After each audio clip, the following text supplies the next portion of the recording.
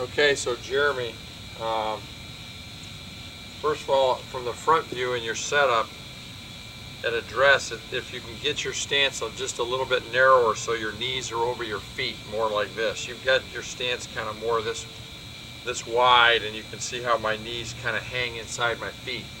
So if you get a little narrower stance, get the knees over the feet, that's a little bit more of a better balanced position. Okay, a more athletic position this way versus, kind of almost getting the knees inward. Okay. Then from there, we said your backswing was pretty good as far as the path of the hands and the plane of the shaft. But one of the things that I would say is that at address, if you look at address here, and I'm set up at impact, my hands actually raise slightly and they go forward. So here's address, there's impact. And you can see how my right arm is still underneath my left. So if I take the club back and now I come down and the handle raises slightly, there's my impact position. And now from there, as I rotate, the hands go around my body and the club head stays out and the club face stays square. You were coming down, your hands actually come down, they get very low, and the right shoulder starts turning like this. And so with your good lag and the handle leading, you've got to really use a lot of wrist through the hitting area, otherwise you're going to hit it to the right. So you can see how much that right hand crossed over that left, right past impact. And with a driver or with an iron, you're going to be able to get away with it more because you're pinching the ground and the ground is stabilizing the club. So all that rotation after the ball sometimes won't hurt you. But if you're doing that with a driver, now it's going to be a little less consistent, okay, as opposed to good contact and just rotating, everything staying in sync, the hands and everything moving with the body and the club face looking at this. So, some things that you can do, one of the things that I would recommend that you do is set up to a ball, take your backswing, and then let your arms unfold and raise the handle and get into an impact position like this.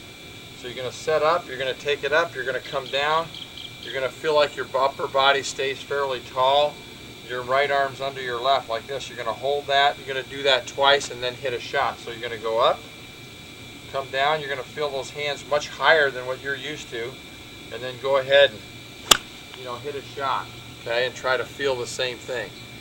The other thing that would be good is for you to do the same thing and then try to make a swing where you stop halfway through right here with the club in front of you. So what you're going to do is you're going to come down, rehearse impact, and then go ahead and make swings and come through to waist high over here.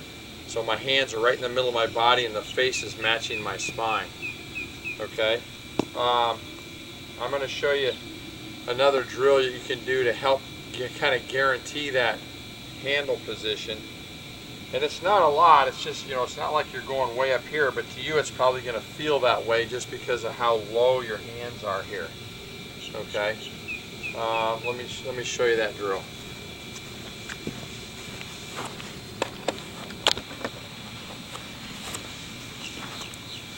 Okay, what you do is you tee up a ball. I put this board about, maybe about a ½ inch from the toe of the club. And then I'm going to take a broken shaft, and what I'm going to do is I'm going to set up an address. I'm going to stick the shaft in the ground just ahead of the golf ball. And what I'm going to do is I'm going to have the butt into that club about the same height as my grip at address. So here's address, there's impact.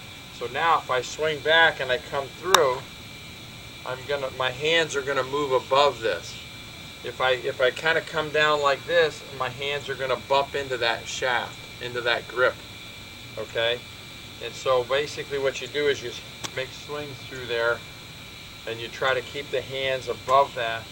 And like I said earlier, you want to hit the ground and stop halfway through on some shots. That way you're working on both things. You're working on the handle raising slightly, and you're working on syncing up the hands and the club and keeping the face from rolling over. Okay, and you can hit balls. I mean, after a while you can hit balls very hard or pretty much full speed with that same follow through. The only drawback to this is you got to tee the ball up in the same place every time. So after, you know, several shots, you're going to start taking a wear in a trench right there. So what you do is you just move back, and then you just move everything, keep moving back. Okay, so that's address. There's impact going through. If you're watching television at night, just hold a club, stick it in your stomach, and just practice turning, and just get used to rotating, get those hands much quieter through the hitting area. Okay, and then the other thing you can do is you can just work on unfolding or you know, accelerating your arms and hands, getting free here so you can stay taller and you don't have to kind of go down to get it. Okay, and just get used to the arms unfolding and coming into impact. Okay, so here's the thing, one last thing, and the reason why you want to do this is when you set up and there's an angle between your left arm and the shaft, if I hold that straight up and now I start spinning 70 miles an hour, this is going to go like this. Okay, because of the centrifugal.